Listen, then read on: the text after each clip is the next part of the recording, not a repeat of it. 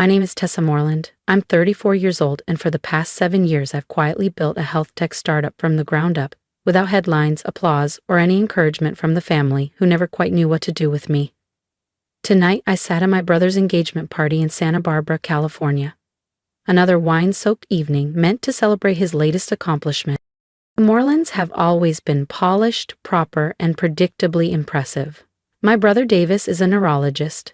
My parents are Stanford alumni with resumes built on elite boardrooms and Ivy League panels. And me? I was the deviation, the outlier, the daughter they smiled at politely and talked about in half sentences.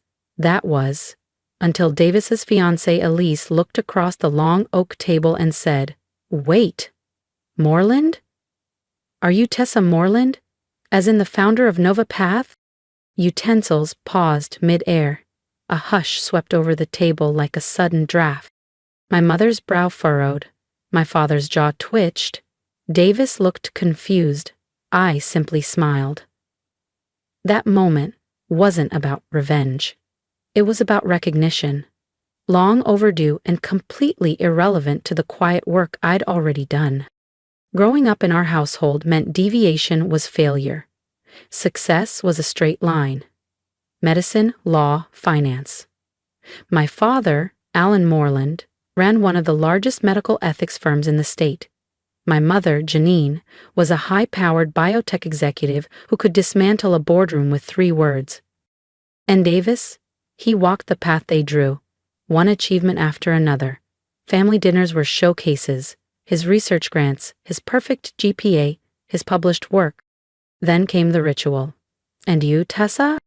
I built a prototype that could triage ER intake in under 2 minutes, I'd say. My mom would sip her Chardonnay and hum, "That's interesting, honey, but have you considered regulatory law?" What they called realistic, I called limiting. What they admired, I escaped. I needed freedom, not formulas, vision, not validation. At 16, I developed a triage interface for our local clinic's fundraiser. The coordinator told my mom I was gifted. She smiled and replied, "Yes, well, we're hoping she'll grow into something steady, like administration." That word, steady, it still makes me wince. As if ambition outside their blueprint was something brittle, easily dismissed. I remember slipping a printout of my early triage algorithm under my father's Wall Street Journal one morning, hoping he'd glance at it, maybe ask what it meant. He didn't, just nudged it aside to reach for his espresso. That quiet dismissal cut deeper than if he'd laughed outright. When Davis got accepted into medical school, they threw a catered celebration. That same week, I'd qualified for the California State Tech Expo finals. My mother smiled and said, "Maybe next time, Tess. Everything's already arranged for Davis's announcement." Went alone, and I won. I came home with a trophy clutched in both hands. No one asked how it went. They were busy passing champagne and printing invitations for Davis's Johns Hopkins send-off. I set the trophy in my closet, not as a symbol of victory, but of truth. Of who I was, even if no one else wanted to see it. That night, I made a silent vow. I would stop chasing their approval. I'd build a life so solid, so visible, it would no longer require their validation. College was my first breath of freedom. I chose a no-name but elite coding institute in Oregon, far from Santa Barbara, and farther from the Moreland name. There, I wasn't Davis's sister. I was Tessa, the one who turned data into stories, systems into solutions. In sophomore year, I met Lena Chen. Lena was brilliant and restless, always challenging norms. We bonded fast, 2 women with chips on our shoulders and fire in our veins. Late nights were spent in her off-campus garage debugging code with cold Thai takeout and borrowed routers. We weren't building for grades, we were building because we had to. NovaPath began on a scrap of graph paper, an encrypted, intuitive interface to fix communication gaps in hospitals. Lena's uncle died from a prescription mix-up. My grandmother was misdiagnosed 3 times in a single year.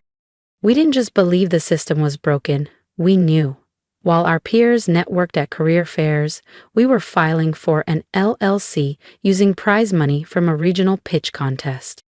Her family cheered us on, Mine still assumed I was temping in IT. I let them. It hurt less than explaining a dream they couldn't even begin to picture. I still remember the month we couldn't make rent in our tiny South Loop apartment. Instead of panicking, Lena suggested we build our landlord a new website in exchange for a 1-month extension. He agreed, somewhat amused. It bought us time. Time to code. Time to dream. Bit by bit, NovaPath began to grow. We pitched to small angel investors in makeshift conference rooms. We brought on Elias, a back-end wizard who'd dropped out of Caltech. Then came our first deal, with a mid-size regional health network in Indiana. And another. And another. Each new win arrived with disbelief and wonder. We were building something real, something that saved time, prevented errors, made care smoother. But I never told my family. Not even when we passed 100,000 users, not when we secured $3,200,000 0 cents in our Series A round. They never asked. By then, Davis had become chief resident at UCLA. My parents' Christmas newsletter still referred to me as Tessa, who's exploring freelance tech work in Chicago. I let it stand, not out of bitterness but protection. What Lena and I were building was too sacred to expose to people who once labeled it a distraction. But success doesn't need a spotlight to make noise. It hums. It expands. By the time I turned 30, NovaPath was valued at over $85 million 0 cents. We had contracts with 130 hospitals, a full staff, real HR, and a waiting list that stretched into the next fiscal year. We declined 3 acquisition offers already. We weren't done. Then one morning a message hit my inbox from a name that made me freeze. Harper Chen, Director of Strategic Partnerships at Horizon Health Systems. She wanted a meeting to explore a potential mission alignment. I read it twice, then searched her. Harper Chen Moreland was Davis's fiancée. I told no one, not Lena, not our advisor, not even Jules, who knew everything else. For a week, I sat with it. The woman marrying my brother was trying to acquire the company I'd built in silence. She hadn't made the connection yet, of course. I'd always stayed off the radar. No press photos, no panels, just a first name and a few journal blurbs. But the engagement dinner was approaching fast. And I knew it was only a matter of time before the truth came to light. If you've ever stayed quiet while building something powerful, just to let the results speak louder than the noise, then this story is for you. Don't miss what happens when Harper finally connects the dots. Subscribe to the channel now so you're the first to see how everything unfolds at the engagement dinner. Harper's family is accomplished. We want to present well. Translation: don't embarrass us with your usual practical wardrobe. Of course, I replied. I'll wear something elegant. I chose a black dress, sleek, minimal, structured. Not flashy, not submissive, just quietly powerful. Not to impress anyone, just to feel like myself. I didn't need armor anymore. I was the armor. The restaurant was a gleaming tower of glass and modernism. Riverton-on-Lake, the newest Michelin-starred darling in downtown Chicago, perched right above the waterline. I arrived precisely on time. Not early enough to fuss with name cards, not late enough to be dramatic. Just present. Davis greeted me with his usual warm confidence. "Tess, glad you made it." He gestured toward a tall, poised woman at his side. "This is Harper." She extended a manicured hand. Her smile was graceful, her gaze steady. Exactly the type of woman my mother always hoped I'd emulate. Articulate, stylish, visibly accomplished. "Congratulations," I said warmly, shaking her hand. She smiled back, unaware. At least, for now. Dinner started with champagne flutes and scripted compliments. My father's toast highlighted Davis's recent publication on cognitive neurology. My mother dabbed tears while reminiscing about his first science fair. No one mentioned me. I was seated beside a cousin who leaned over and asked, "Still bouncing between gigs?" "I'm in health tech," I answered. "Oh," she said, tilting her head, "like an app?" "Something like that, between courses," and Uncle chimed in. "Davis said you might get an interview with Apple? Entry level, but still solid." I smiled, non-committal. That won't be necessary. From across the table, I caught Harper studying me. Really studying me. Like someone flipping through mental files. Her brow furrowed. She tilted her head. "Essa Moreland?" she said aloud. "Wait. Moreland?"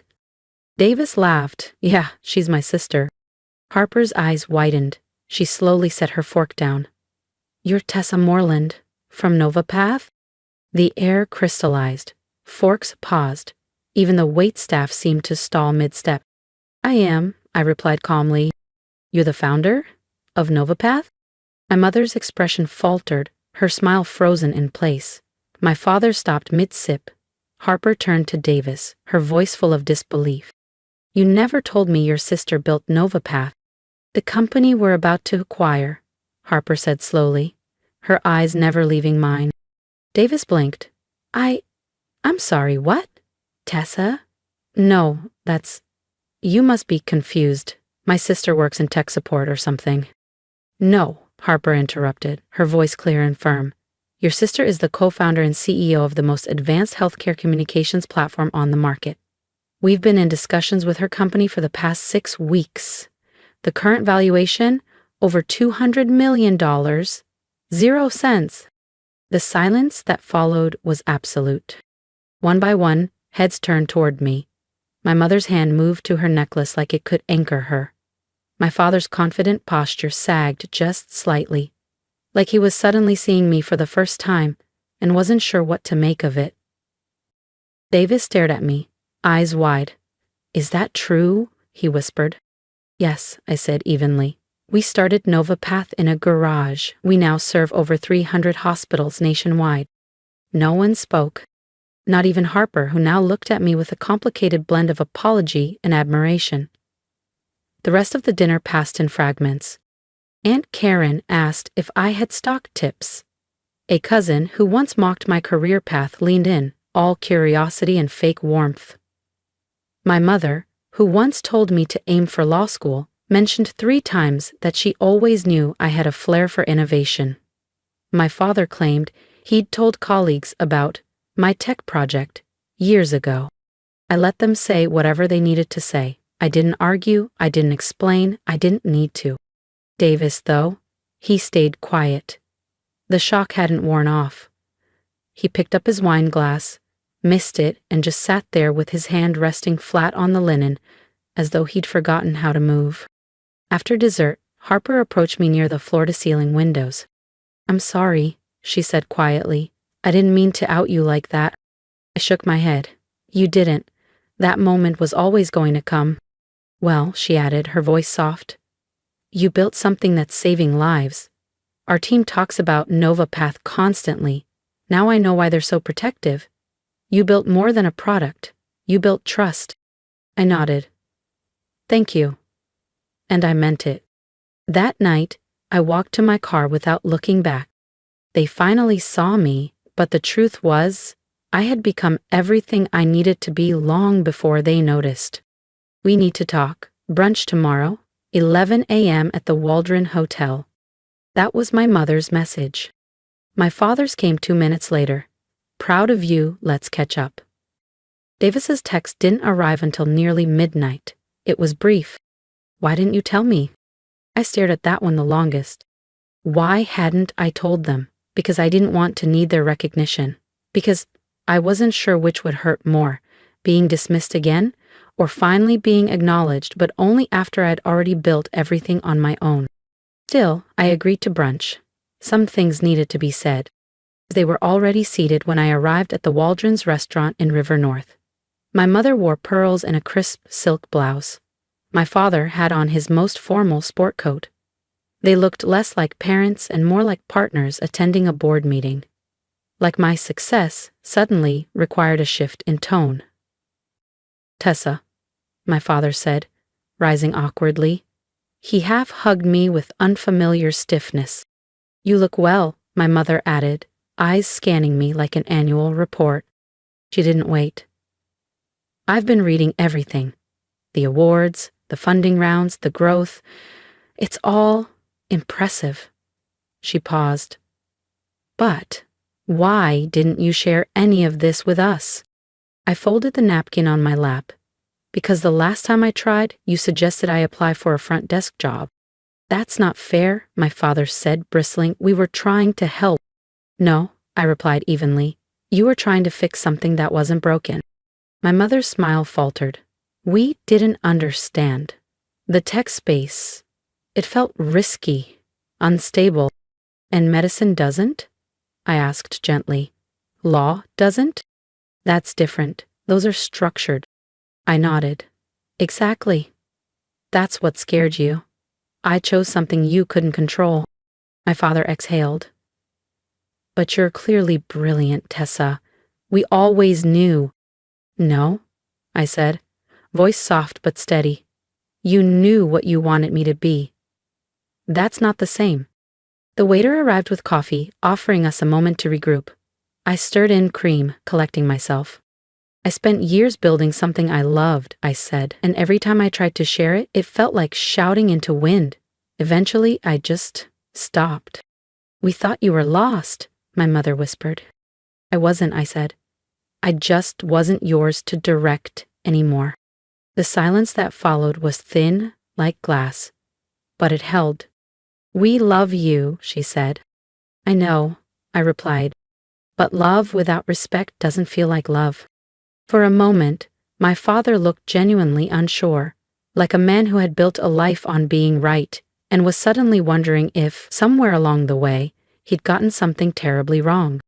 The rest of brunch passed more gently, less posturing, more listening. They asked real questions about Lena, about the garage in Portland where it all started, about our first nerve-wracking pitch to a regional hospital. My mother even admitted she'd read an article on startup culture, but couldn't understand half the acronyms.